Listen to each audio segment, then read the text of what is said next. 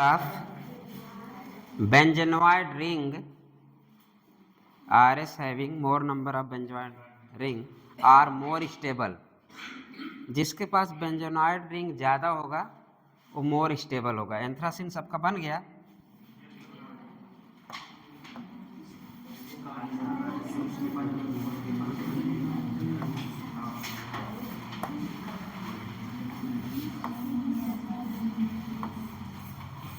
अरे सॉरी यार, क्या हाँ दिमाग, रुक जा।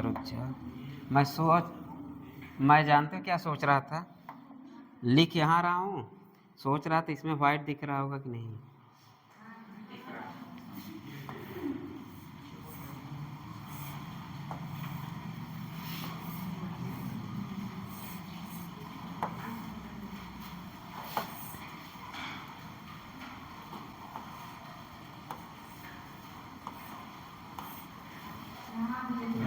सॉरी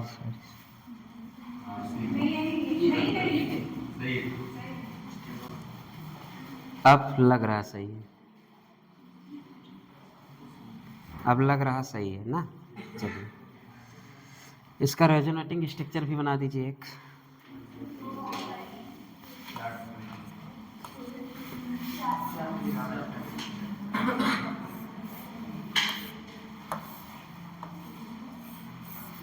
एक ही बना दीजिए।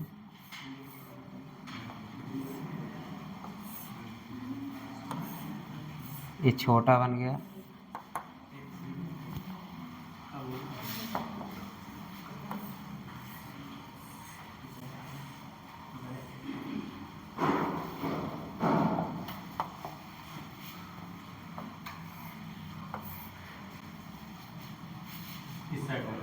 क्या चीज़?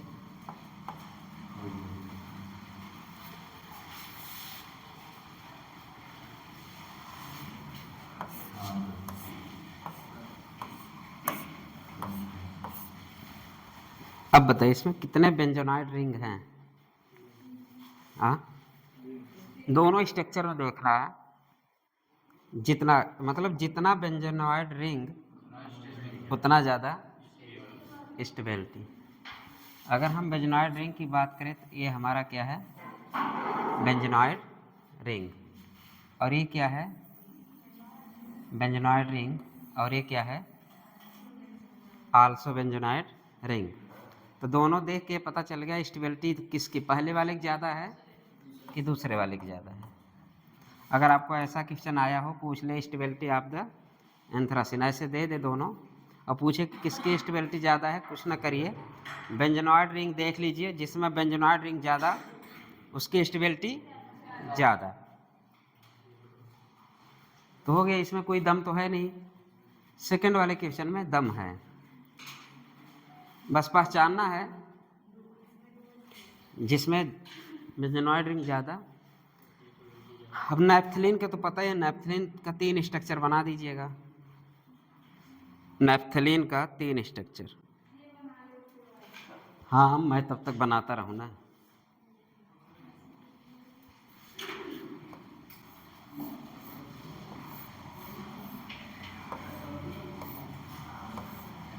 मुझे रिशु नहीं दिख रहा है क्या? हाँ, शादी, हाँ, ओ सॉरी यार, मौसी घर, मौसी मम्मा घर वो ऐसे भी बहुत पसंद होते हैं लोगों को, वहाँ दुलार प्यार कुछ ज़्यादा ही मिलता है ना। और इसी प्यार दुलार में लड़का क्या होता है, बिगड़ जाता है। हम 1 महीने मम्मा घर थे अपने, जब बहुत छोटे थे, बबुल कांटा धंस गया था, भाग आए। बबुल का कांटा धंस गया था पैर में, तब से मैं सोच लिया कि मामा घर कभी नहीं जाऊंगा। फिर 10 साल बाद गया।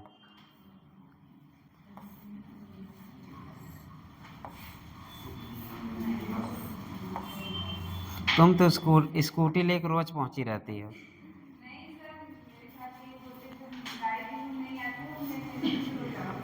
हाँ,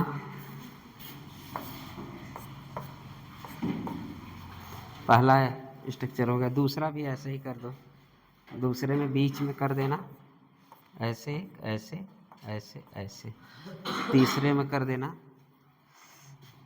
लास्ट में कर देना ऐसे ऐसे ऐसे,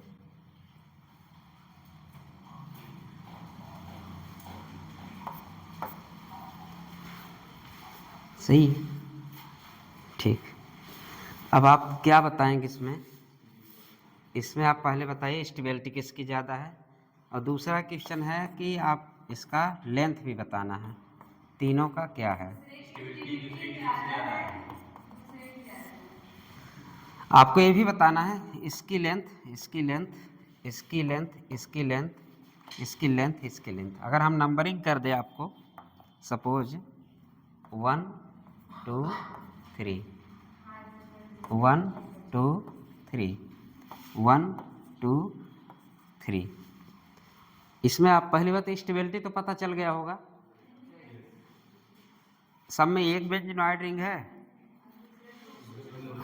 इसमें एक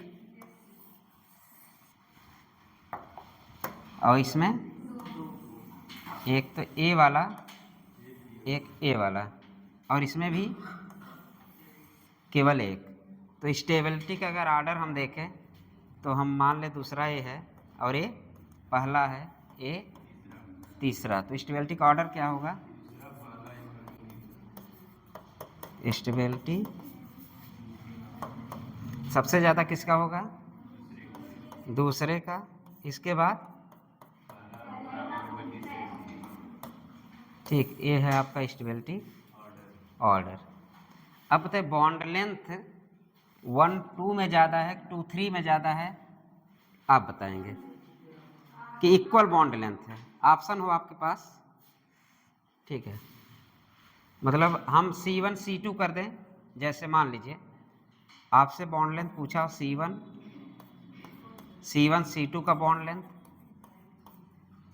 GTH, या C2 C3 का बॉन्ड लेंथ, इसमें किसका बॉन्ड लेंथ ज़्यादा होगा, या तो इक्वल होगा C1 C2 equal C2 C3, पहला ऑप्शन। दूसरा ऑप्शन या कर दीजिए C1 C2 greater than C2 C3, तीसरा कर दीजिए आप C2 C1 ग्रेटर देन, वही तो है यार, सॉरी, ये वाला कर दीजिए C2 C3। कुछ आप आंसर बताइए, बस रुक जाए, उसको भी देख लीजिए। या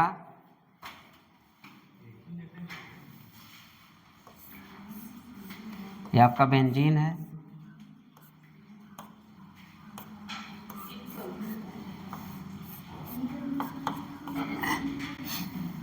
इधर है तो ऐसे कर दें, ऐसे कर दें, ऐसे, ये दो स्ट्रक्चर बनेंगे, इक्वल हो गया क्या, ठीक है ना, इक्वल नहीं है, ठीक। इसमें बॉन्ड लेंथ क्या होता है,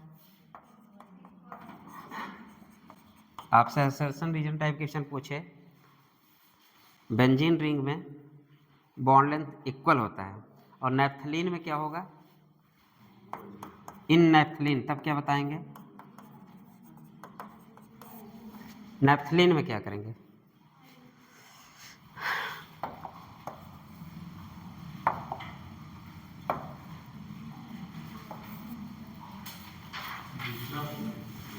आंसर बताइए जल्दी। हाँ, दूसरा ज़्यादा होगा। देखिए इसमें दो मेथड से आप क्वेश्चन कर सकते हैं इसको, एक हार्ड मेथड, एक इजी मेथड। तो आपको कौन पसंद आएगा, इजी मेथड, इजी मेथड ज़्यादा पसंद आएगा। स्टेबिलिटी तो पता चल गया किसका ज़्यादा है, दूसरे का, और इतना पता है जो मोर कंट्रीब्यूटिंग स्ट्रक्चर हो। अब इन तीनों की बात करें तो तीनों में सबसे ज़्यादा स्टेबिलिटी दूसरे की। अगर कंट्रीब्यूटिंग स्ट्रक्चर की बात आई रेजोनेंस में तो सबसे ज़्यादा दूसरे का होगा। तो हम दूसरे के बारे में आंसर दे सकते हैं, दूसरे से ही आंसर दे सकते हैं। और दूसरी बात यह है कि हम यहाँ से मिला लें 1 2 के बीच में सोचे single bond, double bond, double bond. कितनी बार डबल बॉन्ड आ रहा है? 3 में से 2 बार डबल बॉन्ड आ रहा है। और हम इसकी बात करें 1 2, यहाँ है ही नहीं है, सिंगल बॉन्ड ना। 2 3 बार double bond, single bond, single bond. तो 1/3 तो आ रहा है आपका क्या? डबल बॉन्ड वाले। यहाँ पे एक डबल बॉन्ड नहीं, यहाँ की, यहाँ single bond, double bond, double bond. 2/3 आ रहा है। 1 क्या चीज? क्या चीज? 1 2 के लिए 2/3 होगा। एक मेथड ये है, थोड़ा सा टफ है। दूसरा मेथड ये है कि अगर जो स्टेबिलिटी जिसकी ज़्यादा है हम उसी से देख लें, जिसकी मतलब इन तीनों की देख लें, जो मोर स्टेबल है वो मोर कंट्रीब्यूट करेगा। अगर मोर कंट्रीब्यूशन होगा रेजोनेंस में, अगर आरएस में मोर कंट्रीब्यूशन यही होगा, तो हम इसी से आंसर दे सकते हैं। डबल बॉन्ड वाले 1 2 की बात करें तो डबल बॉन्ड, और 2 3 की बात करें तो सिंगल बॉन्ड। तो किसकी बॉन्ड लेंथ ज़्यादा होती है? Single bond. तो आंसर क्या होगा? C2 वाला ए आंसर होगा। इसका मतलब है नेफ्थलीन में इक्वल बॉन्ड नहीं होता। जो हम लोग इक्वल बॉन्ड कहाँ पढ़ते हैं? बेंजीन में। किसके वजह से? रेजोनेंस की वजह से। बट नेफ्थलीन में क्या होता है? इक्वल बॉन्ड नहीं होता, जो ज़्यादा कंट्रीब्यूटिंग में पार्ट करेगा। और यहाँ क्यों नहीं होता? यहाँ पे 50-50%, या तो 50% ए पार्टिसिपेट करेगा या 50% ए पार्टिसिपेट करेगा, जिसके वजह से इन दोनों का लेंथ क्या होता है? अगर L1 है तो L1 = L2। इस कंडीशन, क्योंकि इसका जो 50-50% है मतलब इक्वल डिस्ट्रीब्यूशन है, बट यहाँ पे सबसे ज़्यादा स्टेबिलिटी किसकी ज़्यादा है? दूसरे का। अगर स्टेबिलिटी ज़्यादा तो आरएस कंट्रीब्यूशन भी ज़्यादा, तो बॉन्ड लेंथ ज़्यादा। लिखिए 2 लाइन। इसका ऑर्डर तो बन ही गया स्टेबिलिटी का।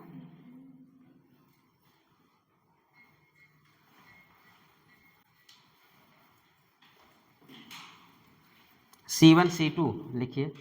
पहला method first,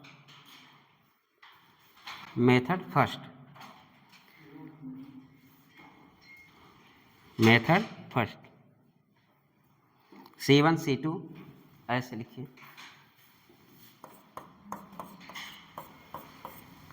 C1 C2 1 single bond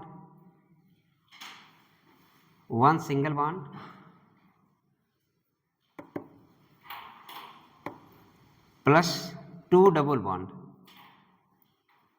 1 single bond, 1 single plus 2 dB। फिर लिखिए C2 C3 में लिखिए। अभी बताते हैं, इसके आगे जगह छोड़े रखिएगा। C2 C3 में बताइए। 2 single bond plus 1 double bond, 2 single bond plus 1 double bond. एक तो मेथड ये हो गया। इससे हम फर्स्ट मेथड, इससे तो क्लियर हो गया कि इसमें एक सिंगल बॉन्ड है। देख लीजिएगा जैसे हम लोग अभी काउंट कर रहे थे, C1 C2 है, यहाँ पे एक सिंगल बॉन्ड ए और ए, मतलब कि 2 डबल बॉन्ड है और एक सिंगल बॉन्ड है। और C2 C3 में हम लोग क्या काउंट किए हैं? C2 C3 एक double bond, single bond, single bond. तो इसमें क्या हुआ? 2 single bond 1 double bond.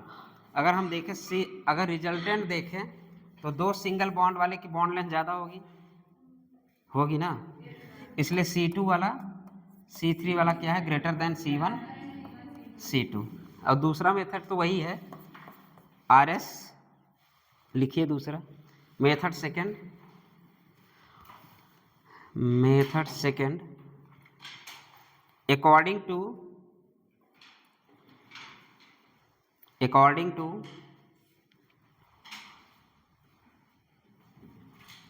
most stable RS, second, according to most RS more stable RS, second, C2 C3 greater than C1 C2।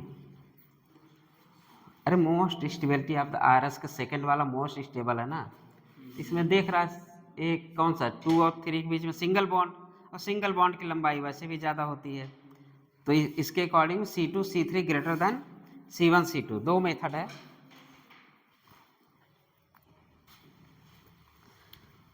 लिखिएगा, all bond length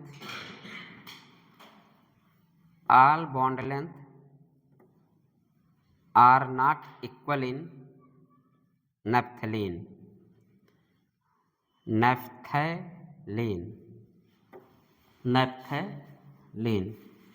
not equal but equal in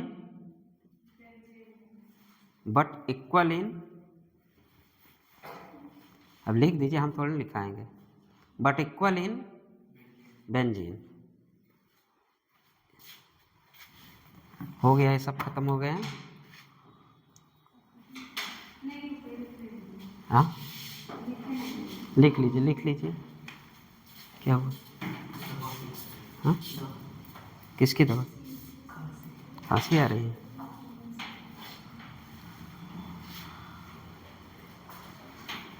इसमें कैलकुले वाले structure में दो ही बनते हैं, तो 50-50% involve होता है, इसलिए इन लोगों का क्या होता है बॉन्ड लेंथ। बेंजीन का बोले तो या तो 6 एनुलिन बोले, दोनों बात एक ही है। कभी कभी 6 एनुलिन का स्ट्रक्चर में क्या होता है, बॉन्ड लेंथ इक्वल होता है कि नहीं होता है। बेंजीन दे दे 6 एनुलिन दे दो, कन्फ्यूजन ना होना चाहिए। 6 एनुलिन भी क्या है आपका benzene.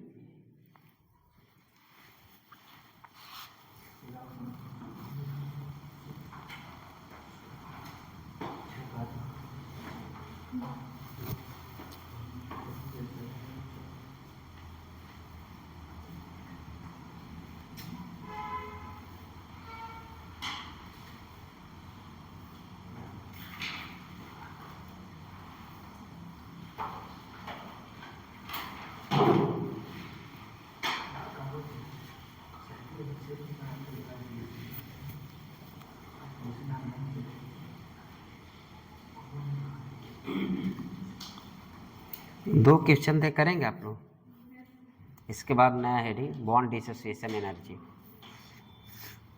Arrange in stability order AIPMT लिख दीजिएगा। पहला क्वेश्चन AIPMT।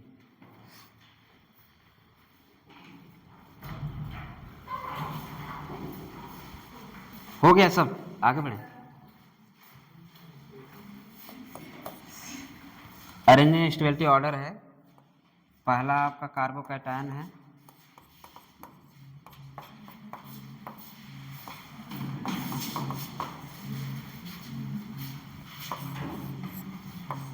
दूसरा आपका है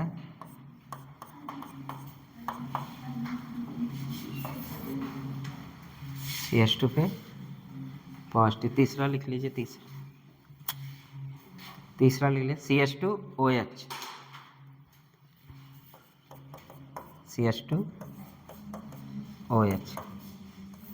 ऑर्डर बताइए स्टेबिलिटी की। हाँ ना, यही है सेंटर पे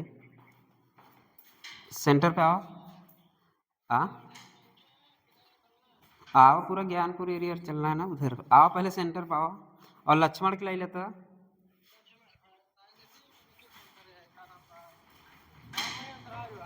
लाई, अच्छा जितने लोगों को लाई सकते हैं।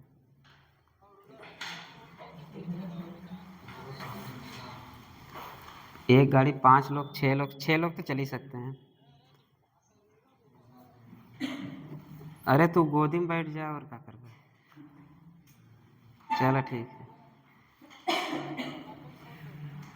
राकेश चला क्लास चला तो फ़ोन कर ले महाराज, 1 घंटा पढ़ा ले, नहीं तो वैसे भी सिलेबस पीछे है। ठीक। हाँ वैसे राजेश सही है, दुबला पतला है,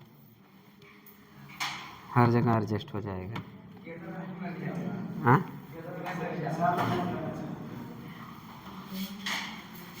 ऑर्डर बताइए, आ गया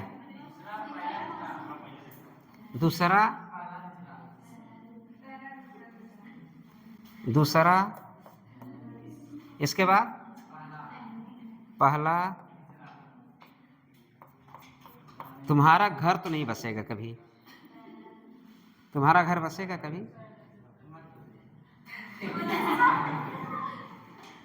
तुम्हारा घर नहीं बसेगा जल्दी, क्योंकि तुम बीबी के बारे में सोचते ही नहीं हमेशा। नहीं, एक बार आजू बाजू, आजू बाजू, आजू बाजू में क्या है? बीबी है, इसलिए बोले तुम्हारा घर तो वैसे ही नहीं बसने वाला। बीबी छोड़े नहीं तो बोला था ना, बीबी के चरणों में गिर जाना। ये वर्ड मत भूलो, आज जिंदगी में जब तक ऑर्गेनिक पढ़ना तब तक बीबी के चरणों में ही रहना। फर्स्ट बार पढ़, तो आप फर्स्ट यार, हमेशा बीबी के चरणों में कौन कर रहा है गिरने के लिए? जब याद आए तभी गिर जाना। अच्छा उस दिन वाली क्लास से नहीं लिया है क्या, जिस दिन केवल बीबी की चर्चा हुआ था? अच्छा तभी तुम्हें नहीं। चलो मैंने बोला था कि सबसे स्टेबिलिटी बीबी आ जाए तो, अब बीबी के साथ रज्जो आ जाए तो,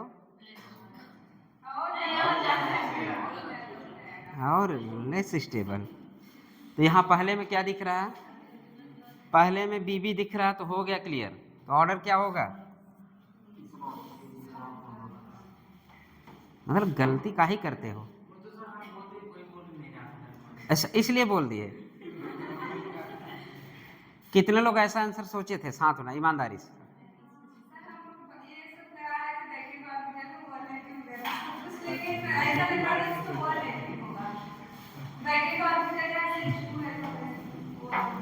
वैकेंट ऑर्बिटल है तो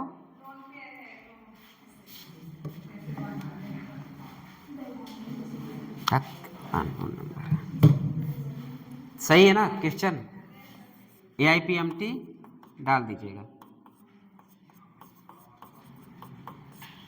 AIPMT में आए हुए क्वेश्चन है। ये सब गलती ना करो यार, अभी इतने दिन के बाद ये सब रिवीजन हो रहा है। दूसरा क्वेश्चन करिए, मारते हैं एकदम गड़बड़ कर देते हैं। दूसरा क्वेश्चन करिए, जल्दी जल्दी जल्दी आंसर आना चाहिए, कोई दिमाग नहीं लगाना है।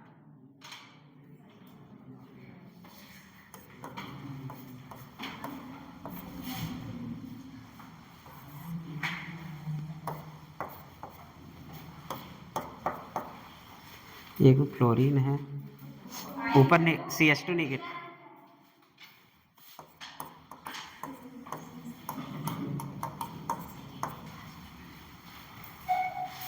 ऑर्डर बताइए। रुक जाओ यार, थोड़ा सा और सब्र कर लो।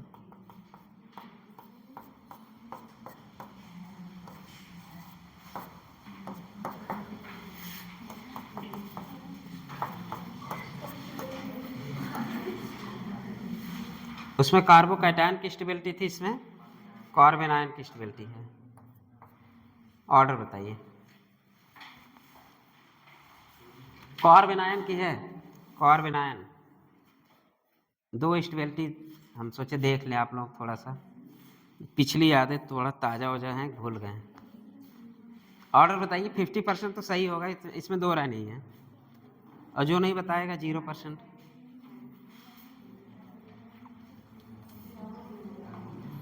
सोच के, जब तुक्का मार के नहीं, सोच के।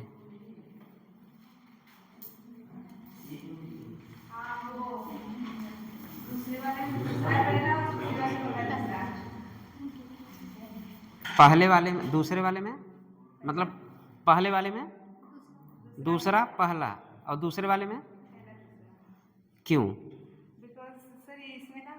माइनस आई फिर देखेंगे नीचे वाले में। हाँ हाँ सिर्फ माइनस देखेंगे। चलो, और माइनस माइनस को बता दें। कितने लोग ऐसा सोच रहे हैं? क्लोरीन सबसे पहले आता है, उसके बाद क्लोरीन हो गया।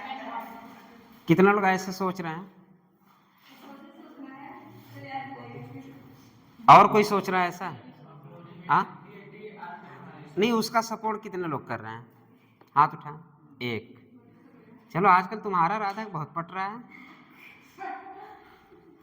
इधर कितने लोग हैं? 1 2 3। और बाकी सब ब्लैंक। बाकी किसके लिए है सब? पहला तो पहले में तो कोई डाउट नहीं है, क्लियर है। पहले में क्योंकि भाई कंजुगेशन में तो रज्जो है, और रज्जो है तो मुझे पता है कहाँ पे रज्जो होगा, कहाँ पे बैक बॉन्डिंग होगी, कहाँ पे नहीं होगी। क्योंकि फ्लोरीन वाले में तो डी ऑर्बिटल है नहीं, क्लोरीन में डी ऑर्बिटल है, तो यहाँ तो रज्जो कर दोगे क्योंकि ये पैरा पे है। कब मेटा में होगा तो किससे आंसर जाएगा? ईएन से। जिसका ईएन ज़्यादा उसकी स्टेबिलिटी ज़्यादा। तो आंसर अब क्लियर हो गया होगा। लिख दो। अगर हम पैरा की बात करें तो डी ऑर्बिटल रज्जो। अगर पैरा की बात करें तो D orbital resonance 3D orbital resonance. अगर हम मेटा की बात करें तो ईएन की बात करें। यहाँ पे बगल बात करें, अगर हम मेटा की बात करें, ऐसे लिखना, मेटा की बात करें तो ईएन सोचेंगे, पैरा की बात करें तो डी ऑर्बिटल रेज्जो सोचेंगे। ठीक है, चलिए हेडिंग डालिए, bond dissociation energy. Bond dissociation, छोटे छोटे हेडिंग हैं, जल्दी आज खत्म। टाटोमेरिज्म भी थोड़ा सा, बहुत ज़्यादा नहीं, देखते हैं कहाँ तक पहुँचता है आज। ये लोग जितना लेट आएंगे उतना हम पढ़ा लेंगे। चले, बॉन्ड डिसोसिएशन एनर्जी ऊपर कर देना।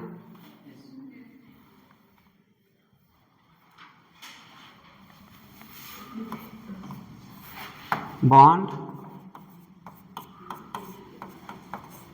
डिसोसिएशन एनर्जी, शॉर्टकट बोले तो BDE।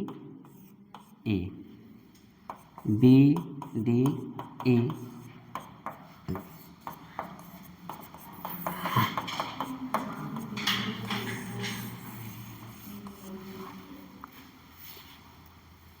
समझ गए? बॉन्ड डिसोसिएशन एनर्जी होता क्या है? किसी बॉन्ड को ब्रेक करने के लिए जितनी एनर्जी की आवश्यकता है वही आपका बॉन्ड डिसोसिएशन एनर्जी है। तो ये सब लिखने की ज़रूरत है क्या? क्वेश्चन करिए डायरेक्ट। सबको पता बॉन्ड डिसोसिएशन एनर्जी के लिए जितनी एनर्जी चाहिए वो आपका क्या है?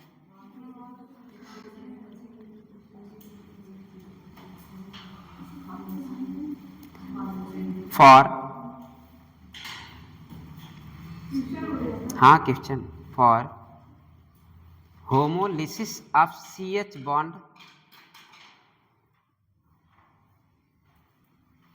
For homolysis of CH bond compare BDE, compare bond dissociation energy. ठीक, कंपेयर बॉन्ड डिसोसिएशन एनर्जी। एक लिखिए आप लोग CH3CH2, मतलब एक तरफ से एक एल्केन है, क्या बोले? CH3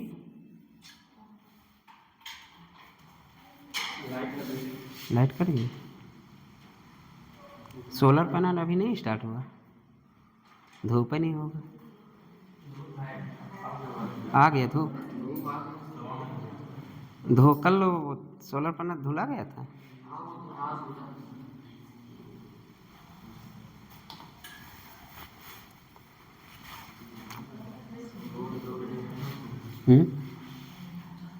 और सब बंद करिए उधर, सब जितने हैं तो जाके पहले ऊपर देखिए क्या क्या जल रहा है। फैन तो नहीं चल रहा है लाइब्रेरी में? अरे महानुभूति की कमी नहीं है। कल मैं गया था तो फैन चल रहा था, रात में चल रहा था, 9 बजे 10 बजे। नहीं कोई नहीं तो खाली था।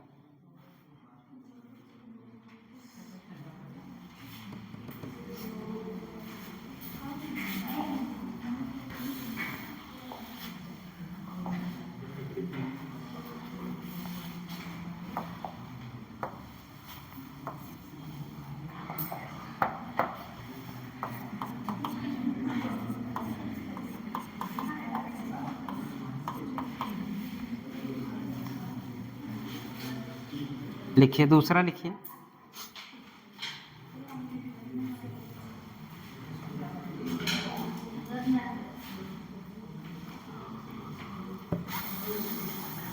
दूसरा हो गया, दूसरा लिखिए।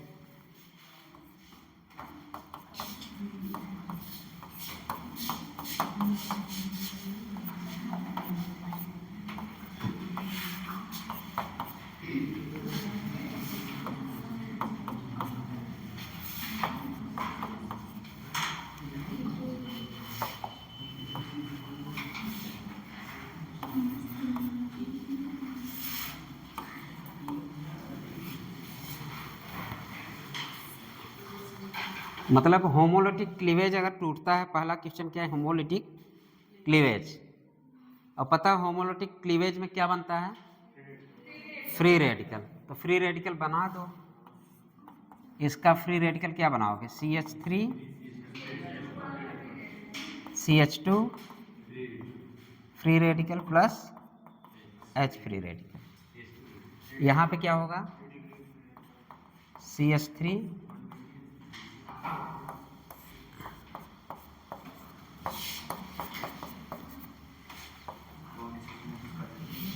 बाकी इसके बारे में सोचने नहीं अभी। अब बात यह है कि हम लोग वैसे भी बॉन्ड एसोसिएशन एनर्जी जो होती है, जितनी एनर्जी लगती है इस बॉन्ड को तोड़ने के लिए। और ये बताइए ईजिली प्रोडक्ट ये बना कि नहीं ईजी, और जो ईजी बनेगा उसका एनर्जी कम लगेगी ज़्यादा, कम लगेगी। अगर कोई ईजी बने तो एनर्जी कम लगेगी। एक तो बात ऐसे हो गई। दूसरी बात यह है, हमको पता है कि बॉन्ड एसोसिएशन एनर्जी जो होती है वो inversely proportional to stability, stability, ठीक है। तो ये 1 डिग्री है और 3 डिग्री, तो स्टेबिलिटी किसकी ज़्यादा, 3 डिग्री। तो बॉन्ड एसोसिएशन एनर्जी E1 की ज़्यादा कि E2 की, हाँ E1 की ज़्यादा। हो गया। इसमें कुछ दम है, इसमें कुछ दम नहीं। तो ऐसे भी क्वेश्चन आएंगे, आप लोग कर लीजिएगा। डॉक्टर विवेक की शादी, हाँ हाँ विवेक, और बताइए। Good morning, good morning. और कैसे, आपकी ना मुबारक हो यार। ये बता, आजमगढ़ बड़ी शादी देखा है अपने इधर, नाई का तो अरेंज करा है, इधर का तो अरेंज नहीं करा है।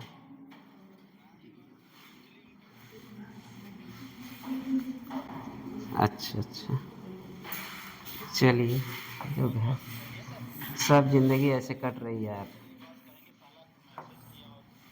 अरे नहीं यार, हम देखे थे पहले, जूम जूम करके देखे थे कि बारात जाएगी कहाँ, नज़र आया आजमगढ़। चलो ठीक है, वही है ना जो आपसे गए नहीं। चलो ठीक है। अच्छा अच्छा, अच्छा अच्छा, हाँ हाँ बात होती है। डॉक्टर विनोद ना, ठीक, तो साथ में उनके आ जाएंगे, हम बात कर लेंगे उनसे। ठीक ठीक, ठीक ठीक ठीक। हाँ 19 की तो देखा, ड्यूटी में रहे उसका तो अपने। हम्म, ठीक ठीक।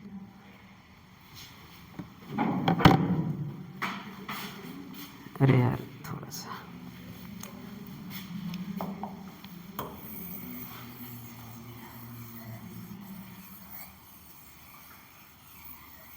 बॉन्ड एसोसिएशन एनर्जी,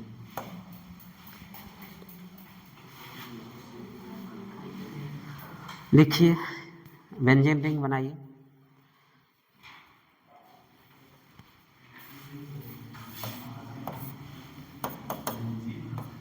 बेंजीन नहीं है यार, डब्बा बना लो, बस इतना ही डब्बा बनेगा।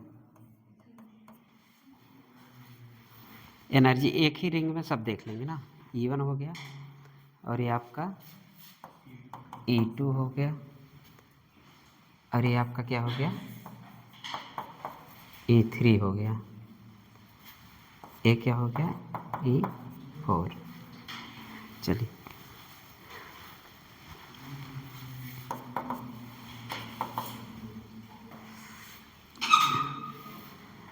या तो ऐसे कर से 4 बार तोड़ो, चारों की एनर्जी देखो, फ्री रेडिकल। या तो ऐसे करो, तोड़ो ना, एक ही में कर लो। तो एक ही में हम लोग कर लेते हैं। सपोज जब यहाँ का तोड़ेंगे तो इस पे फ्री रेडिकल बनेगा, इसको तोड़ोगे तो, अगर इसको तोड़े तो यहाँ पे फ्री रेडिकल बना, अगर इसको तोड़े तो यहाँ पे फ्री रेडिकल बना, इसको तोड़े तो यहाँ पे फ्री रेडिकल बना। अब आप लोग खुद दिमाग लगा, हमें नहीं लगाना। अब ये तो सबसे घटिया कौन सा फ्री रेडिकल है? हाँ, डबल बॉन्ड हो, ट्रिपल बॉन्ड हो, ठीक है। अगर इस पे फ्री रेडिकल बन जाए तो हाईली अनस्टेबल।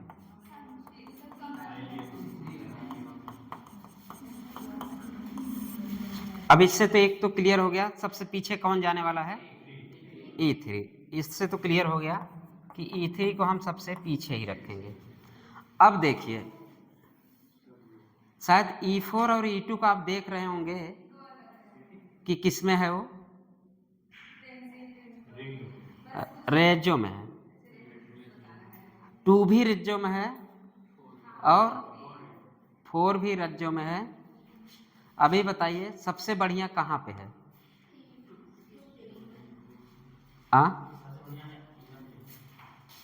कहाँ पे?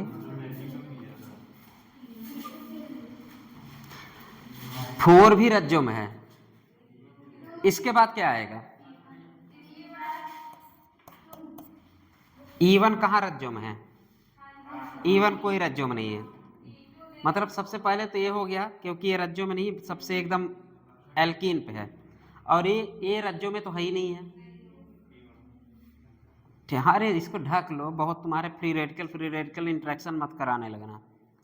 हम फ्री रेडिकल हटा दे, पारी पारा तोड़ो ना। मैंने बोला कि 4 बार तोड़ के देख लो, या तो पारी पारा तोड़ के देख लो, मतलब वही 4 बार तोड़ लो, या तो एक एक पीस ढक के देख लो। तुमने यहाँ तोड़ा, तुमने यहाँ तोड़ा, यहाँ तोड़ने के बाद फ्री रेडिकल यहाँ मैंने क्या कोई रज्जों में है? और ये तोड़े तो हम देखे कि एल्किन रिंग पे ही, मतलब मैंने बोला कि पॉजिटिव चार्ज हो, निगेटिव चार्ज एल्किन इस पे आ जाए। तो वैसे भी सबसे पीछे तो ये दोनों हो गए। अब आपके पास 2 बचा। अब आप बताइए।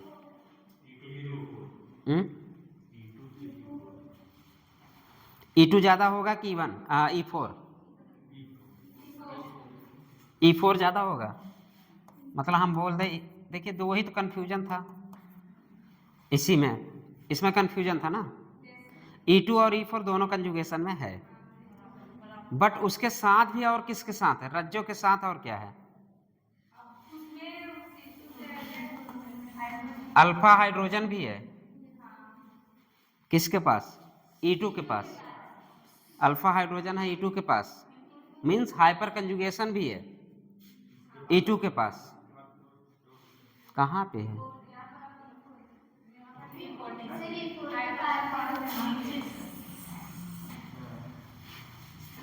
ये है ना, ये तो छोड़ दो, ये नहीं है। ये आपका अल्फा कार्बन मान ले, अगर अल्फा कार्बन के बगल में, या तो इस ये है ना, सॉरी ये कार्बन है, ये है, सॉरी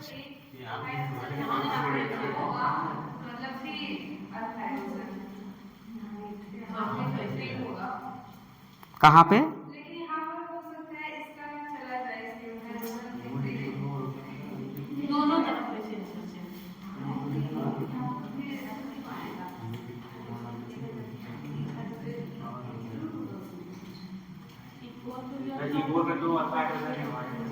E4 में कितना है? नहीं, कहाँ 2 है? नहीं है।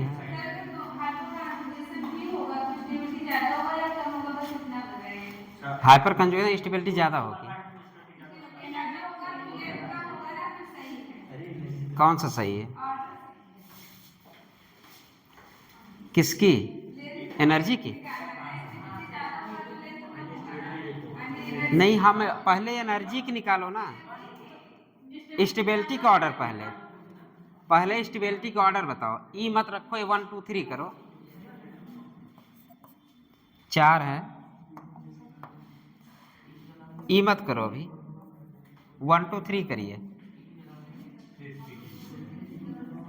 सबसे पहले 3, फिर 1, फिर 4, फिर 2। ये स्टेबिलिटी का ऑर्डर होगा। 4 नहीं पहले होगा, पहले 2 होगा। 1 1 2। स्टेबिलिटी ज़्यादा किसका? नहीं, स्टेबिलिटी की पहले बात करो ना, किसकी दूरी बढ़ रही है?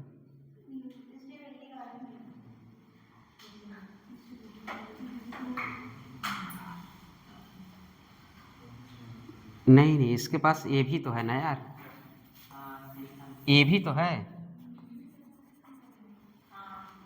इसके पास CH2 है, तो ये आपको वो भी तो देगा ना,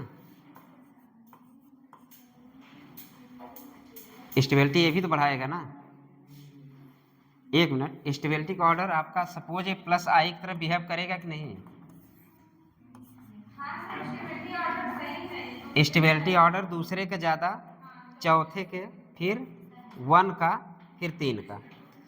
इसका मतलब ये है स्टेबिलिटी ऑर्डर हम पहले देख लें, इसके बाद बॉन्ड एसोसिएशन एनर्जी देख लेंगे। तो सबसे कम तो ये क्लियर है, एकदम कम होगा, और ये कोई कंजुगेशन हो नहीं है तो ये उससे कम होगा। 3 और 1 तो एकदम क्लियर है।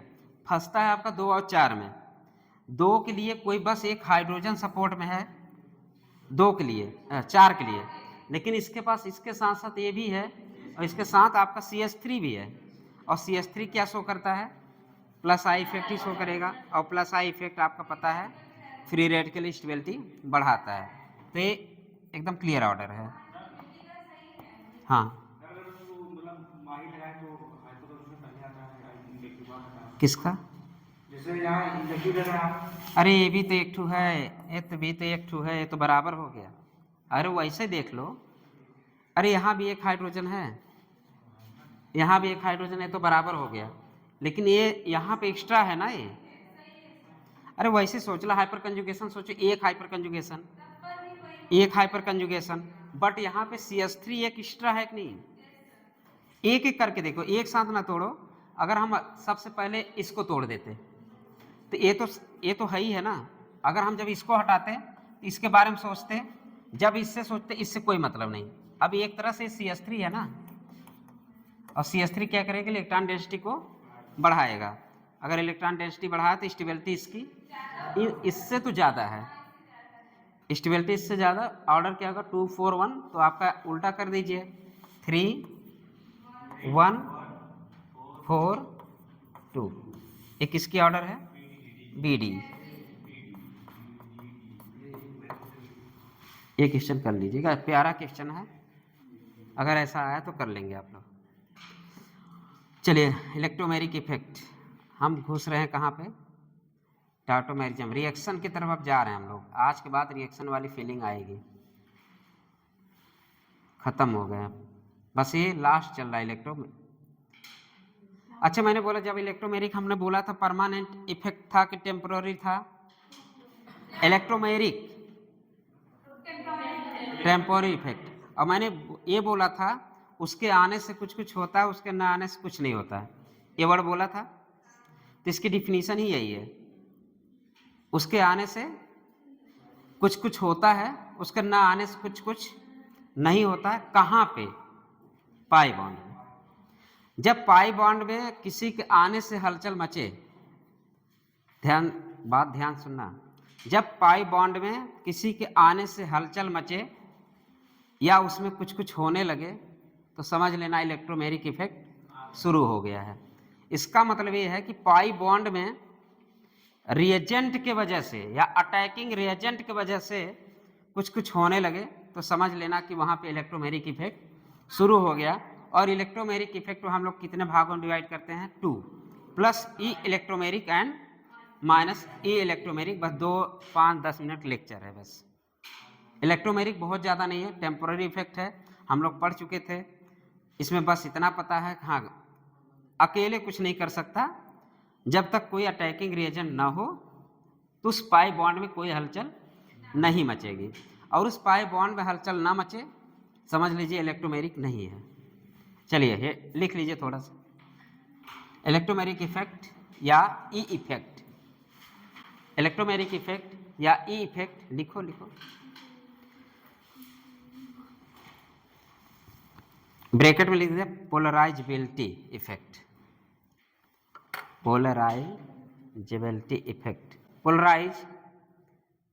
पोलराइजेबिलिटी इफेक्ट ब्रैकेट में,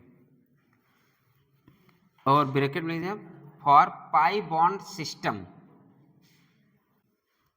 या मल्टीपल बॉन्ड सिस्टम, ब्रैकेट में सब है, पाई बॉन्ड सिस्टम या मल्टीपल बॉन्ड सिस्टम, कोई भी नाम से आ जाए कर दीजिएगा। इलेक्ट्रोमेरिक इफेक्ट एक बार फिर से सुन लो रितेश, पीछे पीछे ना देखें, सुन लो। इलेक्ट्रोमेरिक इफेक्ट ब्रैकेट में टेम्पोररी इफेक्ट, फिर उसके नीचे ब्रैकेट में लिखना पोलराइजेबिलिटी इफेक्ट, फिर ब्रैकेट में लिखना फॉर पाई बॉन्ड सिस्टम और मल्टीपल बॉन्ड सिस्टम। अब डिफिनीशन लिख ली, complete transfer of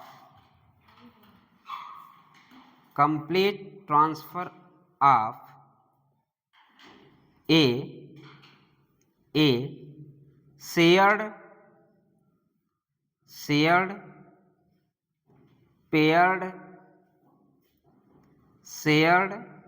paired pi electron from one atom to another atom, from one atom to another atom, from one atom to another atom, in presence of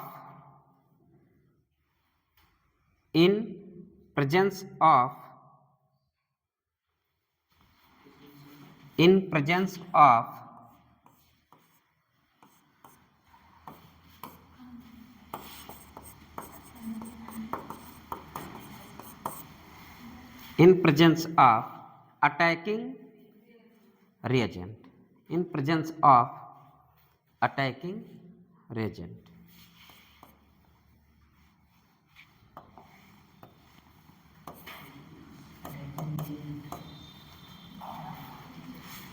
for example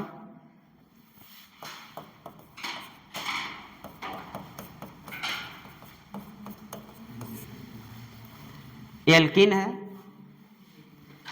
alkene है ना, ये कोई doubt नहीं, alkene ही है। और क्या है, alkene कैसा बिहेव करता है?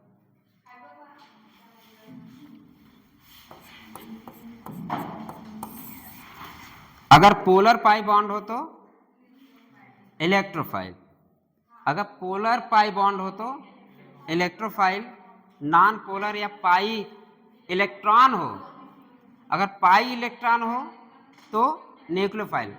मैंने बोला था ना एल्किन के लिए बोला पाई इलेक्ट्रॉन हो तब तो न्यूक्लियोफाइल, पाई पोलर हो बॉन्ड हो तो इलेक्ट्रोफाइल। अब इतना ये पता चल गया कि न्यूक्लियोफाइल है तो हमको पता चल गया अटैकिंग रेजेंट क्या होगा वहां पे, न्यूक्लियोफाइल होगा कि इलेक्ट्रोफाइल? हाँ इलेक्ट्रोफाइल, ये क्या है कि nucleophile?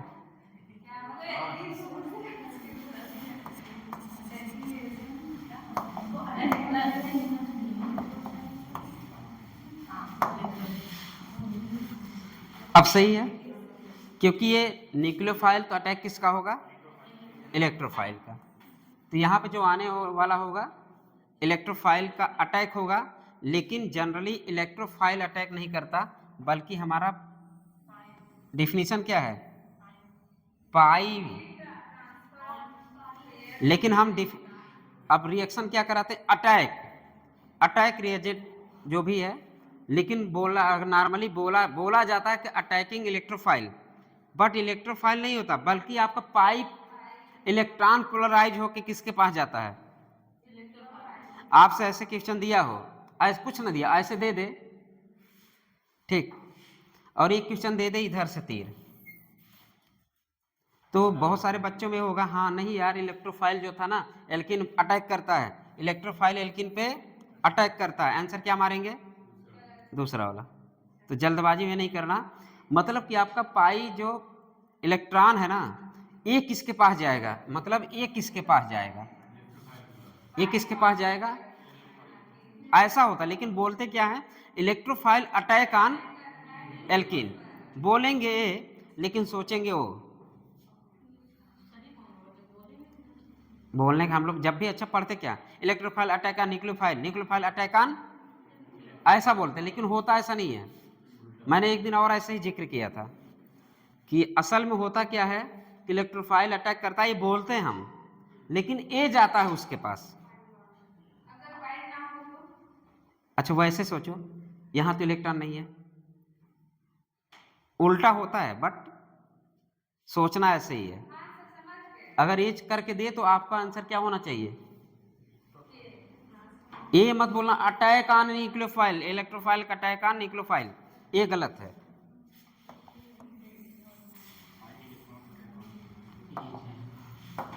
Pi electron attack on electrophile, सोचना ये।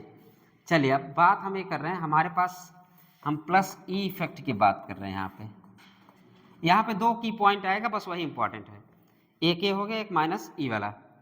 अब ध्यान दीजिएगा, ये सिमेट्रिकल एल्कीन है, तो हम बॉन्ड चाहे ऐसे ब्रेक करें चाहे ऐसे ब्रेक करें। ध्यान देने वाली बात, अगर बॉन्ड हम ऐसे ब्रेक करेंगे तो यहाँ पे क्या आएगा? पॉजिटिव। यहाँ पे क्या चला गया? अब इधर देख लो, या नीचे कर दे चलेगा?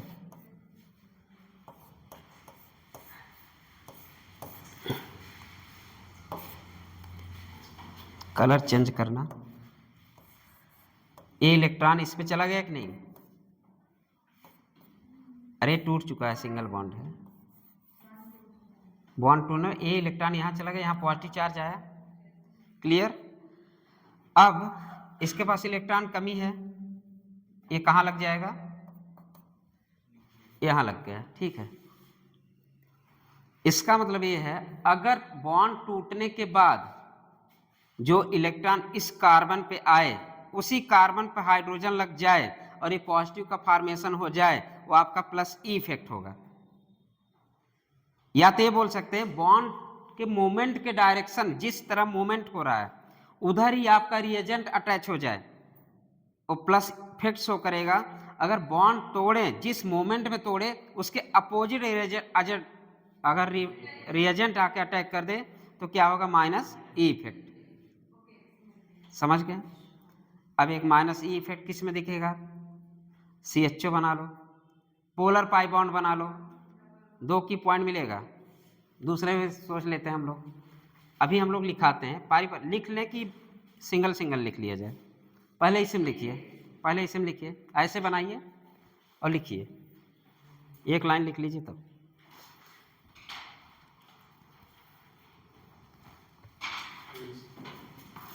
एल्किन न्यूक्लियोफाइल जैसा बिहेव करेगा, ये सब जानते हैं आप लोग, ये पहले लिख चुके हैं हम लोग।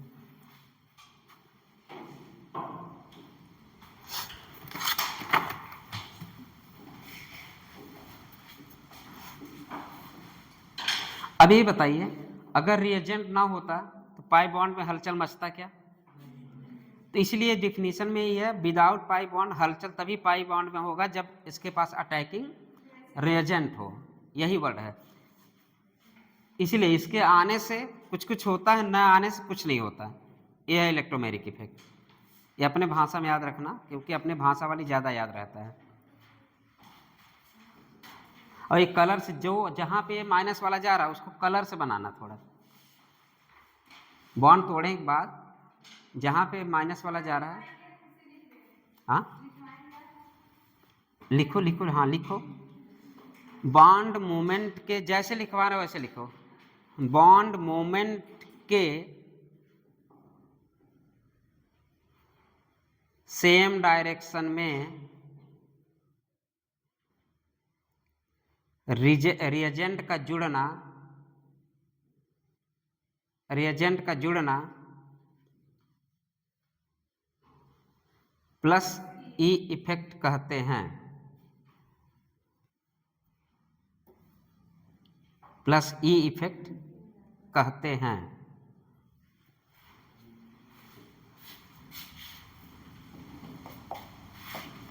ये दूसरा हो गया।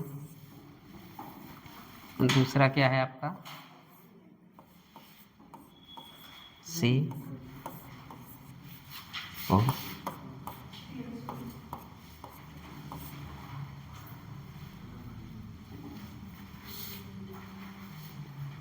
अब ये तो इसे तोड़ने तो आप लोग जानते हैं, इसमें कोई बात नहीं है। आप यहाँ पे तोड़ने जानते हैं कि नहीं? क्योंकि मोर इन तरफ टूटेगा, इसमें तो कोई दो राय नहीं है। अब टूटते ही आपका क्या ऐसा बनेगा? सी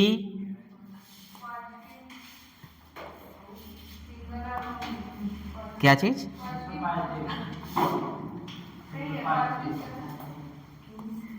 पॉजिटिव, और यहाँ पे ओ नेगेटिव।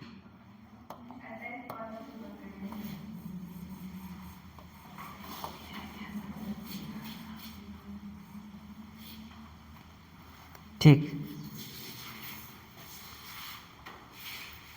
अब सी एन अटैक कहाँ करेगा? Positive pay. मान लो सी एन यहाँ पे लगा दे। ये रिएक्शन हम देखिए सब पता हमें इसके बारे में भी पता है, हमें इसके बारे में पता, हम लोग सब पढ़ चुके हैं। ये आपका पाई पोलर है कि नहीं? All pi polar bond are, तो ये कैसा बिहेव करेगा? एज इलेक्ट्रोफाइल बिहेव करेगा। नेगेटिव वाली चीजें क्या थी? न्यूक्लियोफाइल थी। ये कैसा बिहेव करेगा? न्यूक्लियोफाइल। कहाँ पर अटैक करा आपके? ध्यान देने वाली बात, जब हम लोग इस बॉन्ड को ब्रेक किए, ये हमारा क्या है? और आपका डिफिनीशन क्या है कि कोई रिएजेंट आने की वजह से पाई बॉन्ड में हलचल मचेगी, फिर वो टूटेगा। टूटने के बाद ये इलेक्ट्रॉन गया कहाँ? ये इलेक्ट्रॉन गया आपके ऑक्सीजन पे, मतलब यही इलेक्ट्रॉन टूट के ऑक्सीजन पे गया, और यहाँ पे यही इलेक्ट्रॉन टूट के कार्बन पे गया। मतलब कि इस कार्बन पे गया और वहीं पे आपका रिएजेंट आके अटैच हो जाना प्लस ई इफेक्ट कहलाएगा। और इस कंडीशन में क्या है, जहाँ पे क्या गया? इलेक्ट्रॉन गया। जहाँ पे इलेक्ट्रॉन गया उसके अपोजिट डायरेक्शन पे रिएजेंट का जुड़ जाना ही माइनस ई इफेक्ट कहलाता है। अगर इसको हम भाषा में लिखे, अपने भाषा में, तो एक लाइन इसमें भी लिख लीजिए। लिखिए, एक लाइन लिख लीजिए। पाई बॉन्ड मूवमेंट के अपोजिट डायरेक्शन में, पाई बॉन्ड मूवमेंट के अपोजिट डायरेक्शन में रिएजेंट का जुड़ना माइनस ई कहलाता है। माइनस ई कहलाता है। अब एनसीईआरटी जब आप खोलेंगे ना, आपको बस 2 मिनट के 1 मिनट में सारी कहानी खत्म। किसी के पास है एनसीईआरटी? ब्लैक वाली, पीली वाली नहीं, ब्लैक वाली, केमिस्ट्री ब्लैक वाली। एक बार उठा के पढ़ लो, यही सब है। जाके अंडरलाइन कर लेना। है। हाँ हाँ, बस बस बस बस यही वाली खोलो। ये कौन सी है? येलो वाली, काली वाली? हाँ हाँ, 11 सेकेंड पार्ट खोलो। इलेक्ट्रोमैग्नेटिक इफेक्ट देख लो, बस इतना सा दिया। हम तो ऐसे पहचान काली वाली और पीली वाली।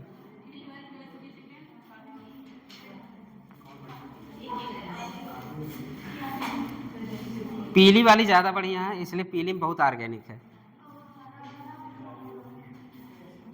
इलेक्ट्रोमैग्नेटिक इफेक्ट दिख गया? पढ़ो, जो अच्छे से पढ़ पाए पढ़ो, तेजी से पढ़ो, जल्दी पढ़ो। सतीश खड़े हो जाओ, पढ़ो। अरे इलेक्ट्रोमैग्नेटिक इफेक्ट पढ़ो शुरू से, इलेक्ट्रोमैग्नेटिक इफेक्ट शुरू से। The organic compound having a multiple bond, a double or triple bond. तेज पढ़ो यार, तुम रुको रुको, रुक जाओ, तुम पढ़ो। देखो हल क्लास में हल्ला जो ज्यादा मचा तो वही सबसे पहले। हाँ पढ़ो। Each atom sorry with the organic compound. रुक जाओ, इट इज ए टेम्पररी, बस बोलो ना। हाँ, The organic compound having a multiple bond. Having a multiple, bracket में क्या है? Having a multiple bond. आगे A double or triple bond. Double और ट्रिपल बॉन्ड, वही multiple bond. So this effect in the presence of an attacking reagent. In the presence of attacking reagent, वो भी खत्म। आगे बढ़ो। It is defined as the complete transfer of a shared pair of pi electron to one of the atom joined. बस अब रुक जाओ। क्या होता है इसमें? Shared and paired, complete transfer of the shared and paired electron from one atom to another atom. आगे बढ़ो। Joined by a multiple bond on the demand of an attacking reagent. मैंने बोला उसके आने से कुछ कुछ होगा, उसको ना आने से कुछ, मतलब डिमांड किसका है? रिएजेंट, वही बोला है ना, एनसीईआरटी ने वही बोला, डिमांड किसका है? रिएजेंट का। मतलब उसके आने से कुछ कुछ होता है, उसके ना आने से कुछ नहीं होता है। आगे बढ़िए। The effect is entered as soon as the attacking reagent is removed from the domain of the reaction. हाँ चलो, रिएक्शन की बात अब देखो। It is represented by A and the shifting of the electron is so by a curved arrow. There are two distinct type of electron effect. पहला positive electronic effect plus A. In this effect, the pi electron of the multiple bond are transferred to that atom to which the reagent gets attacked. For example, अब रुक जाओ, इसमें ये बोला है ये line कि जब ये पाई बॉन्ड ट्रांसफर होता है, जिस एटम पे जाता है उसी एटम पे आपका रिएजेंट अटैक होता है, हम उसे क्या नाम दे देते हैं? प्लस ए इफेक्ट। आगे बढ़ो। the negative electromagnetic effect minus E effect. In this effect, the pi electron of the multiple bond are transferred to that atom of which the attacking reagent does not get attached. For example, इसका मतलब उस पे जहां पे pi electron transfer हुआ उस पे आपका रिएजेंट अटैच ना होके बल्कि अपोजिट डायरेक्शन पे अटैच हो जाना, ये क्या है? माइनस ए इफेक्ट। और पढ़ो। when inductive and electromagnetic effect operate in opposite direction, the electromagnetic effect is predominates. तो मतलब कि कहाँ पे अटैक हो रहा है? अपोजिट डायरेक्शन में। हो गया, खत्म हो गया। चलो बस हो गया, इलेक्ट्रोमैग्नेटिक हो गया, एनसीईआरटी। चलो आगे बढ़ो। अगला हेडिंग, इलेक्ट्रोमैग्नेटिक इससे ज़्यादा है ही नहीं, तो क्या पढ़ेंगे आप लोग? अब आ ही गया, रिएक्शन करने तो आया। इलेक्ट्रोफाइल पहचानने आता है, न्यूक्लियोफाइल पहचानने आता है। अब अटैक कर दो, जहाँ पर अटैक हो, सेम इलेक्ट्रॉन जहाँ ट्रांसफर हो वहाँ अटैक हो तो प्लस ई, और डिफरेंस अपोजिट डायरेक्शन अटैच हो तो माइनस ई। तो यहाँ पे लिख देना, ये माइनस ई का एग्जाम्पल है। और शॉर्ट ट्रिक बताऊँ आपको, और शॉर्ट ट्रिक याद करिए, कुछ न देखो। अरे ये तो मान लो डिफिनीशन है ना, तुमको ऐसे दे दिया जाए, ऐसा दे दिया जाए, सब आपको कुछ नहीं करना। ये तरीका पहचानने का तरीका, दोनों में देखो। ये तो हो गया डिफिनीशन। पहचानने का तरीका देखिए, अगर ये पोलर हो, ये पोलर है क्या? ये नॉन पोलर है। नॉन पोलर में कौन सा इफेक्ट? प्लस सी। पोलर में कौन सा इफेक्ट?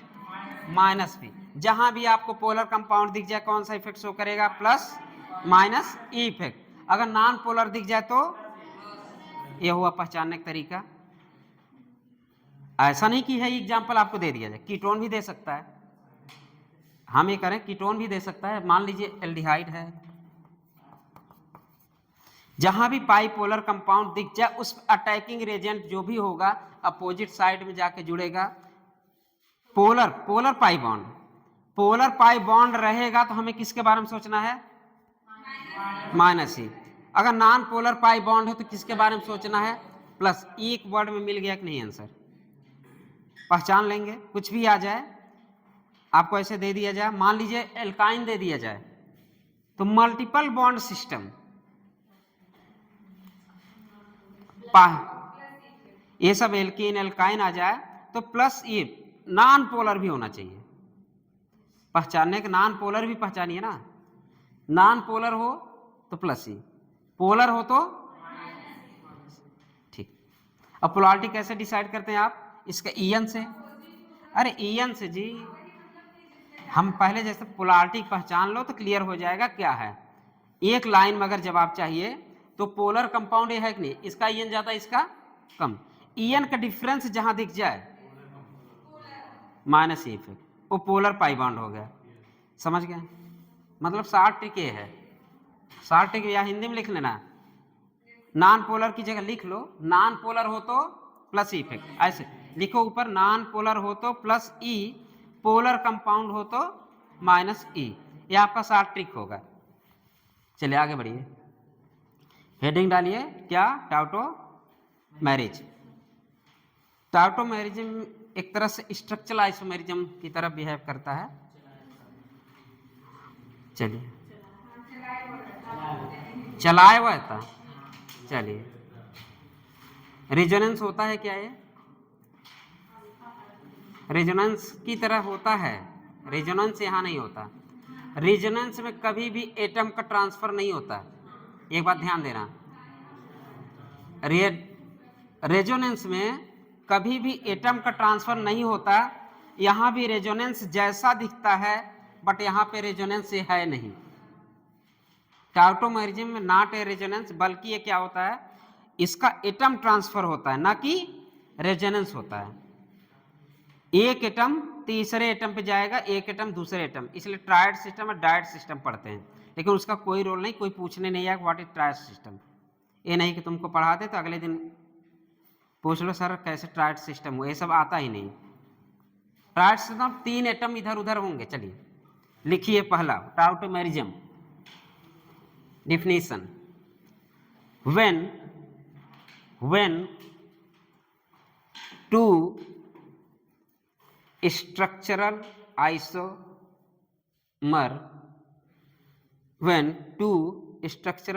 isomer are in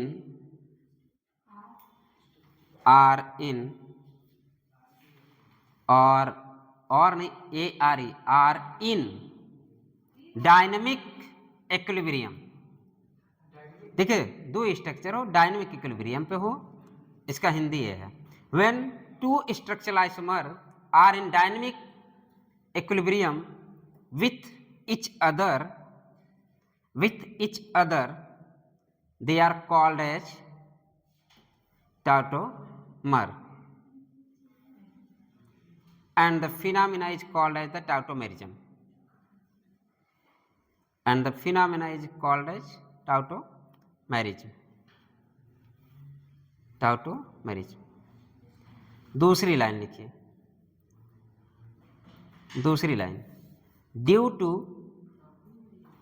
हाँ उसके फिनामिना को हम टाइटोमेरिज्म कहते हैं। Due to transfer of active और एक्टिव हाइड्रोजन, यहां पे ओ आर लिखिएगा, एक्टिव और active hydrogen between BY/W between two atom of a molecule, between two atom of a molecule. Third line लिखिए, also called as desmotropism. डेस्मोट्रोपिज्म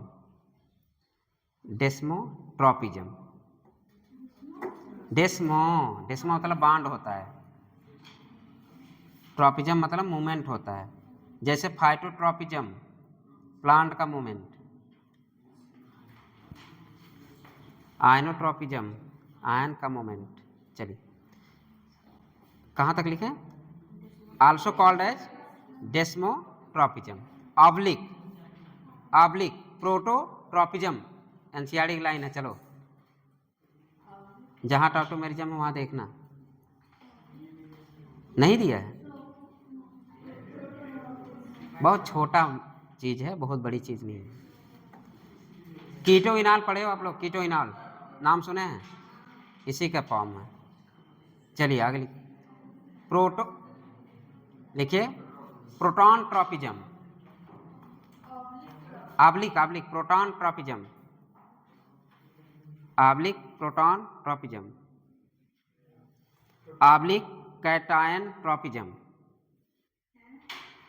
cation tropy ऐसे लिखो, cation tropy, oblique cation tropy, oblique dynamic tautomerism, oblique dynamic टाउटोमेरिज्म।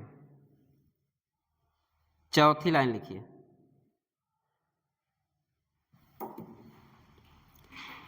Acidic and basic medium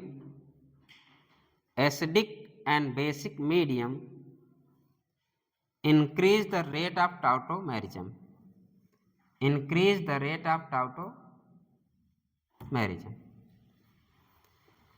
bracket में acid base catalysed, फिर acid and base medium increase the rate of the tautomerism, bracket में acid and base catalysed.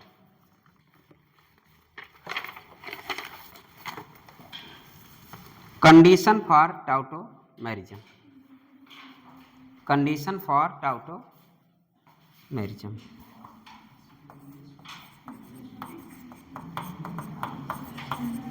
Condition for tautomerism.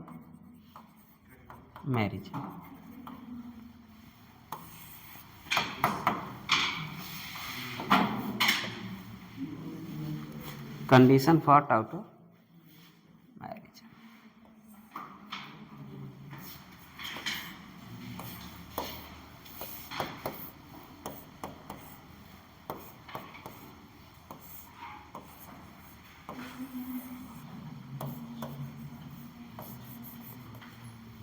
कोई भी -m वाला group हो टाउटोमेरिज्म के लिए condition, कोई भी -m वाला ग्रुप जुड़ा हो कौन से कार्बन से? अल्फा कार्बन से। ये कौन सा कार्बन है और ये कौन सा हाइड्रोजन है? कहीं भी पूरे कंडीशन में कहीं भी आपको दिख जाए, पहचानने का तरीका बता रहे हैं। अभी इतना भयंकर पहचानेंगे सब जल्दी जल्दी आंसर आएगा। आपको 20 मॉलिक्यूल देंगे हम, 20 मॉलिक्यूल, 20 नहीं और 22 मॉलिक्यूल आप पहचानेंगे, मुश्किल से 10 मिनट सब कर लेंगे, 10 नहीं 5 मिनट कर लेंगे। लेकिन कंडीशन आपका की पॉइंट क्या है? -m इफेक्ट के बगल में कोई भी अल्फा हाइड्रोजन प्रेजेंस हो, एटलीस्ट 1 अल्फा हाइड्रोजन भी प्रेजेंट हो, तो आपका क्या शो करेगा? टाउटोमेरिज्म शो करेगा। समझ गए? एटलीस्ट 1 अल्फा भी अगर इस कंडीशन में हो तो क्या करेगा? टाउटोमेरिज्म शो करेगा। लिखिए, हाँ एक तो पहले बना ही लीजिए यहाँ पे,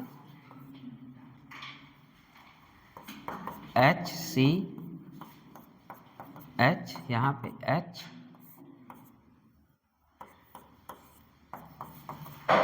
एल्डिहाइड भी हो सकता है, कीटोन भी हो सकता है। ये आपका कौन सा ग्रुप है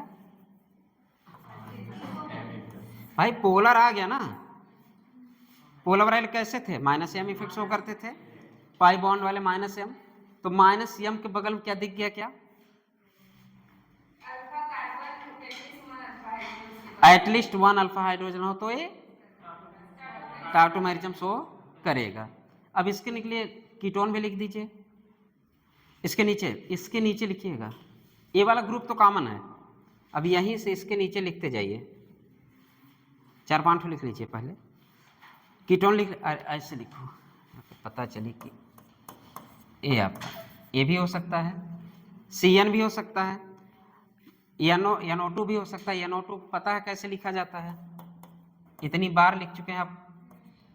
या इधर डबल बॉन्ड, जिधर भी करना, एक डबल बॉन्ड हो, एक ओ हो, फिर NO भी नाइट्रोसो भी कर दो, NO भी आपका आ जाएगा इसी में, NO भी आ जाएगा। और एक लिख दो, साइनाइड भी लिख दो, CN भी लिख दो, बस इतना। और एक लिखो, कहाँ लिखोगे, बगल में लिख देना। लिखिए CH, पहले 3 तो ऐसे बनाइए, आपका कार्बन वाला याद होना चाहिए। ये वाला तो आपका कम से कम 1 अल्फा हाइड्रोजन वाला कॉमन रहेगा।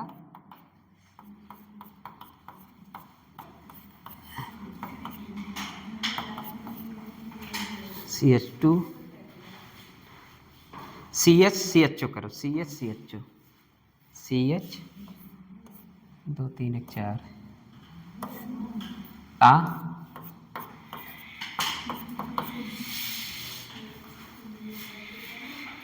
क्या यहाँ टाउटोमेरिज्म शो करेगा, क्या यहाँ पे टाउटोमेरिज्म शो करेगा, यस या नो? क्यों?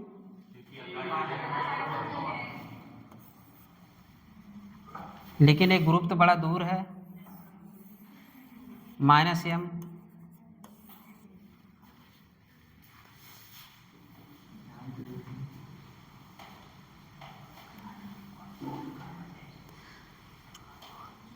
यहां पे एटम ट्रांसफर करना है, अगर हम इसको हटा के वहां पहुंचा दें और वहां पहुंच ही जाएगा निगेटिव पे, जब हम बॉन्ड ब्रेक करेंगे, बॉन्ड वहां पे निगेटिव जाएगा ऑक्सीजन पे, निगेटिव के पास एक चले जाना, वही आपका टाउटोमेरिज्म कहलाएगा। इसका मतलब ये है, कोई भी ग्रुप हो, चाहे जितनी भी चैन हो, अगर कंजुगेशन में किसके हो, -m के, कितना भी चैन लगा दो, समझ रहे हो ना? अगर कंजुगेशन ये वाला वहां अगर पहुंच जाता है, किसी भी तरह पहुंच जाता है, चाहे कंजुगेशन करके पहुंचे, चाहे जैसे पहुंचे, अगर ये यहां से वहां तक पहुंच जाता है तो टाउटोमेरिज्म शो करेगा। इसका मतलब ये हाइड्रोजन इसके कंजुगेशन में है कि नहीं? अगर ये इसके कंजुगेशन में है तो यहां तक तो निगेटिव पहुंच ही जाएगा, वहां तक OH बनाएगा। कीटो से इनॉल तो बनेगा ही बनेगा। एक कीटो फॉर्म है, H वहां जाकर अटैच होना, इसको इनॉल फॉर्म हो जाएगा। समझ गए? अभी और थोड़ा सा अच्छा लगेगा इसके बाद। ये कहने का मतलब है, कितनी भी रिंग बड़ी हो, अगर -m इफेक्ट वाला ग्रुप जुड़ा है, अगर रेजोनेंस में है, तो टाउटोमेरिज्म वो शो करेगा। इसको स्पेस टाइटोमेरिज्म बोलते हैं। जितना लंबा ज़्यादा फैलता है, स्पेस बढ़ता जाएगा, तो इसको स्पेस टाउटोमेरिज्म भी बोलते हैं। लेकिन लिखना मत, अभी लिखवाएंगे। अब तो क्लियर होगा, पहचान लेंगे। 8-10 दे दिया जाए कि समझा ले? अभी हो गया, नहीं समझे? अभी नहीं समझे हो? चलो हेडिंग डालो तब समझाएं। बेस कैटलाइज्ड टाउटोमेरिज्म, यहाँ अच्छे समझ में आ जाएगा। Base catalysed tautomerism, base catalysed tautomerism. देखिए आपके सिलेबस में एसिड नहीं है, बेस कैटलाइज्ड टाउटोमेरिज्म में केवल आप लोग पढ़ते हैं अपने यहाँ सिलेबस में।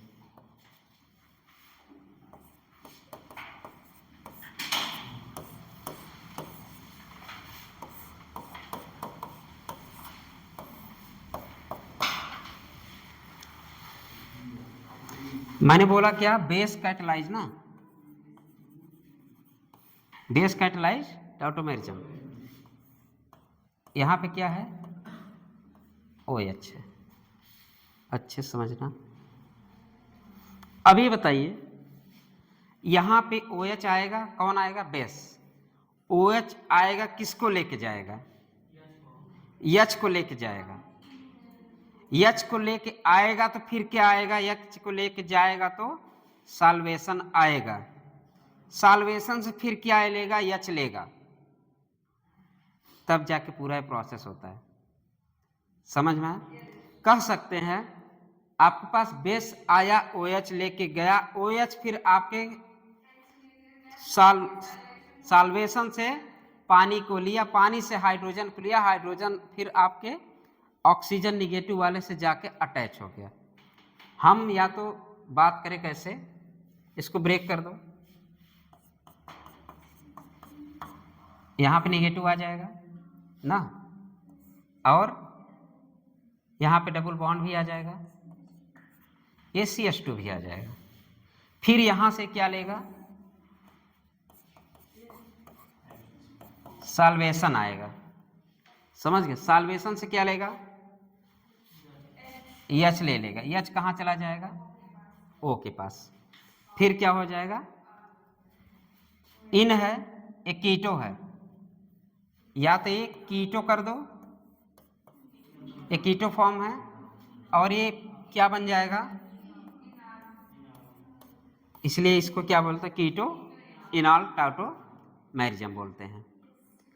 पूरी कहानी अगर हो, सबसे पहले यहाँ पे H आएगा, OH आएगा, बेस के प्रेजेंस में कर रहे हैं तो OH आया, H को ले गया, H लेने के बाद फिर क्या आएगा? आपका सॉल्वेशन आएगा, सॉल्वेशन से हाइड्रोजन को लेगा, हाइड्रोजन से O निगेटिव तक अगर कोई चीज पहुंच जाता है तो मतलब एक एटम का ट्रांसफर।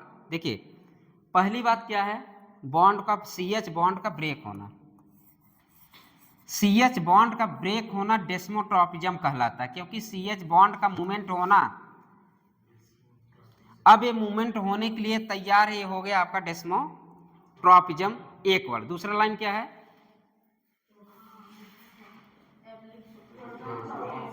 Proton tropism.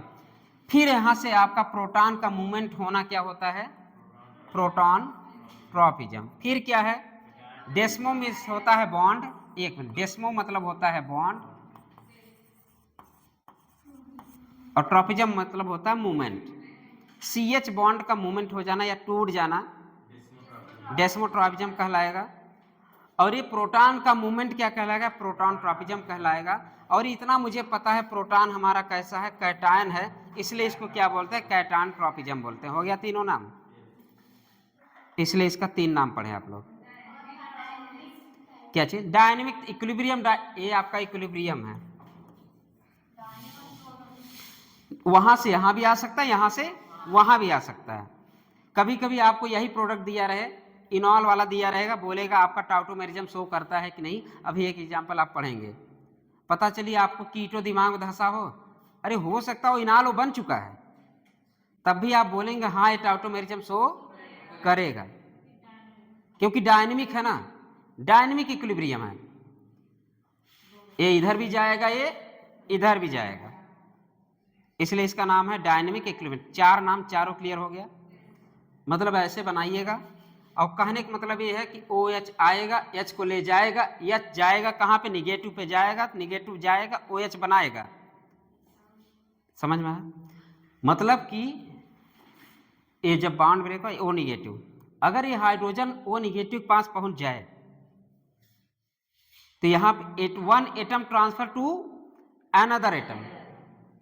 अगर यहां से हम ऐसे काउंट करें 1 2 3, मतलब कि इस 1 से 3 तक पहुंच जाना, 1 से 3 तक पहुंच जाना, या तो 3 से 1 तक पहुंच जाना, दोनों आपके क्या शो करेगा? टाउटोमेरिज्म। और इसको हम ट्रायड सिस्टम बोलते हैं, TD लिख देना, TS लिख देना, triad system. 1 atom 2 atom 3 atom, मतलब 1 एटम टू अनदर एटम पे अगर कोई एटम ट्रांसफर हो जाना ही क्या कहलाता है?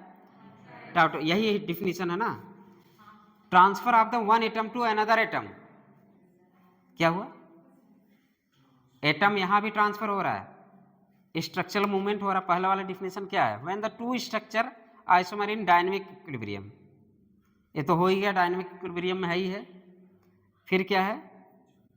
Each other they are called as the tautomerism. फिर due to the transfer of the active H, यहाँ सॉरी यहाँ पे एक्टिव एच का ट्रांसफर हो रहा है। अब एक्टिव एच यहाँ पे बोला है अगर, तो ध्यान देने वाली अभी मिलेगा। एक्टिव एच यहाँ नहीं है। एक्टिव एच हम किसे बोलते हैं, मैं पहली बार पढ़ाया था अभी 2-3 दिन पहले। एक्टिव एच हम किसको बोलते हैं, एसिडिक या मोर ईयन से ग्रुप से जुड़ी होने वाली हाइड्रोजन, वो कैसा होता है, एक्टिव एच होता है।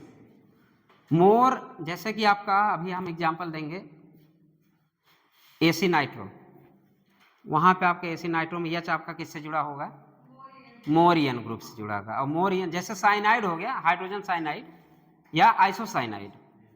आइसोसाइनाइड में हाइड्रोजन साइनाइड से जब आइसोसाइनाइड बनता है तो ये सिस्टम कौन सा कहलाता है, 1-2 ट्रांसफर। फिर भी ये टाउटोमेरिज्म शो करता है। यहाँ पे ना ही कोई कीटो है ना ही कोई इनॉल है, फिर भी ये टाउटोमेरिज्म शो करेगा। अगला हेडिंग आज पढ़ा पाएंगे कि नहीं भगवान जाने। इसका मतलब ये हो गया, क्लियर हो गया कि नहीं। ध्यान देने वाली बात है, जैसे ही आपको वो एच आया, एच को ले गया, एच को फिर कहाँ से मिलेगा उसको, पानी से। पानी आया तो ठीक है, चलिए हो गया क्लियर। इसको बनाइए, अच्छे से बनाइएगा, जितने रंग बिरंगे कर सकते हैं कर लीजिएगा। एच को थोड़ा अलग बनाना, सी एच को थोड़ा सा लाइन, मोटी लाइन खींच देना, क्योंकि वो आपका बॉन्ड का भी ट्रॉपिज्म हो रहा है। ठीक, कीटो से इनॉल में गया।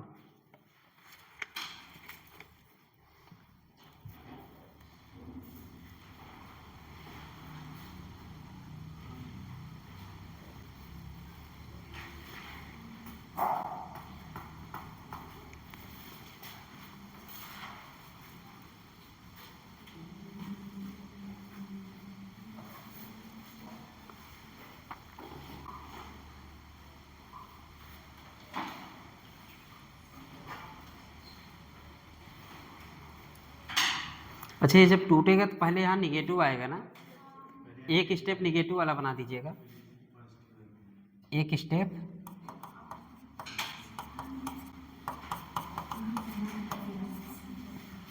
ए निगेटिव किसी भी तरह कहाँ पहुंच जाए, ऑक्सीजन के पास। फिर ऑक्सीजन पहुंचाने के लिए आप क्या करेंगे,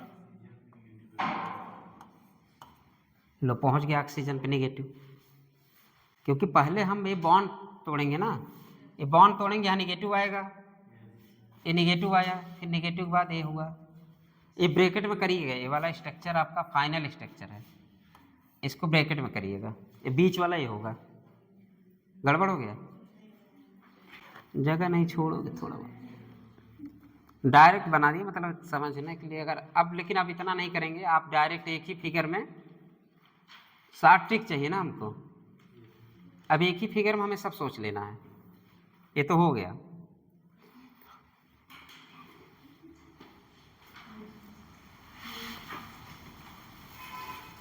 या तो इसके एक स्टेप और बढ़ा दीजिए आप लोग, इनॉल ही बना दीजिए पूरा।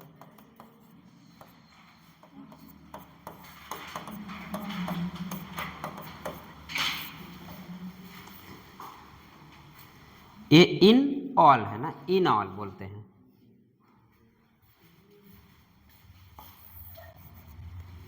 और ये कौन सा, इनोलेट आयन, ये पूरा कंप्लीट है, इनोलेट आयन। लेकिन अब जब हम क्वेश्चन करेंगे तो यहाँ इतनी दूरियां हम नहीं बढ़ाएंगे, एक लाइन, एक क्वेश्चन एक लाइन, उसी में सोचना, कॉपी मतलब अलग से नहीं उठाना पेन। चलिए क्वेश्चन करना शुरू करिए। एक और समझ लीजिए, लिखिए CH3 को वैसे फैला देना, दूसरे वाले में समझ लीजिए।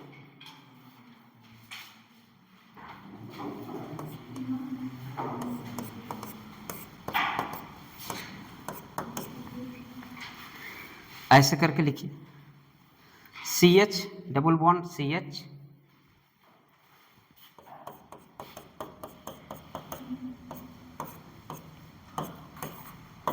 अभी कुछ समझ में तो आ ही गया होगा।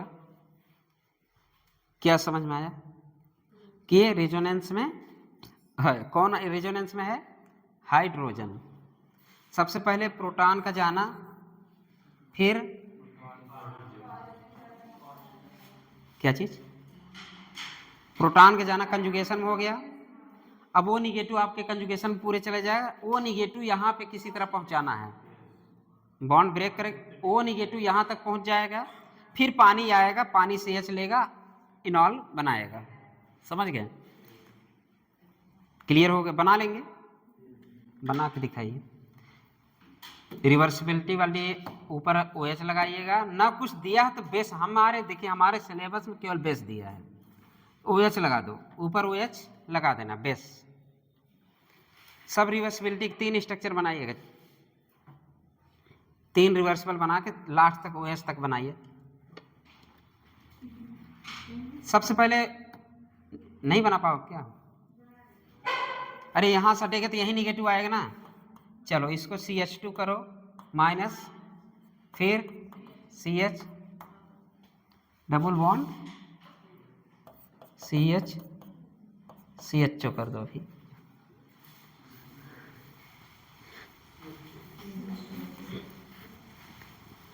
अब यहाँ से निगेटिव बॉन्ड को ट्रांसफर करो। निगेटिव बॉन्ड कैसे ट्रांसफर होगा? यहाँ पे A, यहाँ पे बाकी, यहाँ तो वो है ही है, ऐसे कर दो, A ऐसे है, बाकी A ऐसे।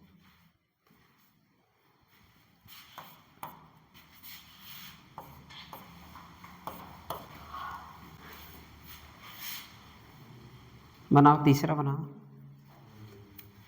तीसरे पे O निगेटिव तो पहुंचा दो, फिर बना दो यार।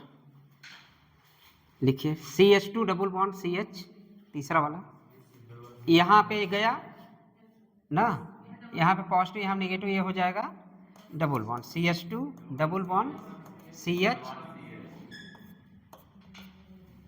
डबल बॉन्ड, नहीं नहीं ठीक है, सही है, सही है।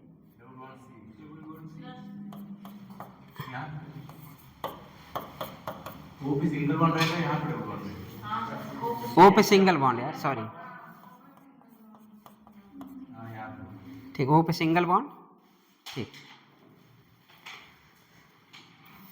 अब हो गया हमारा निगेटिव, जहाँ पहुँचना था अपने डेस्टिनेशन तक पहुँच गया है। मेन हमें कहाँ पहुँचाना है? निगेटिव। यहाँ पे निगेटिव डेवलप हुआ, इस निगेटिव को अगर वहाँ तक हम पहुँचाने कैपेबिलिटी रखते हैं, ये अपने डेस्टिनेशन तक पहुँच जाए, मतलब कि आपके इनॉल वाला फॉर्मेशन करेगा। ये निगेटिव कहाँ चला जाए? इसके पास, क्योंकि यहाँ से आपका हाइड्रोजन निकला, ठीक। फिर यहाँ पे क्या मौजूद लाएंगे आप लोग? किसकी एंट्री होगी? अरे पानी की, पानी की। जब पानी पानी क्या हो गया? गाना गा देना। क्या बनेगा? दारू। अरे क्या बनेगा? दारू। OH बना देना। चलो, अब आज तू है पानी पानी, ऐसे गाना ना। चलो, हाँ, चला जाए। कब तू आया? बस झूठ बोले, ठीका ले ले। कितना बजा?